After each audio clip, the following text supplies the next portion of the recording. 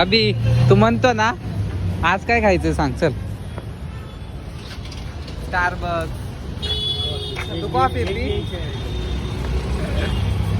Kiosk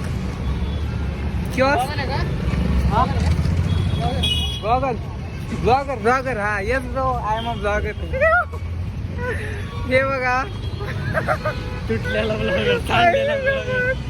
मला हसायला येतं रे. वॉटर पाहिजे अरे लय वॉटर ब्लॉगर. तुम्ही घेतलं ठेवते.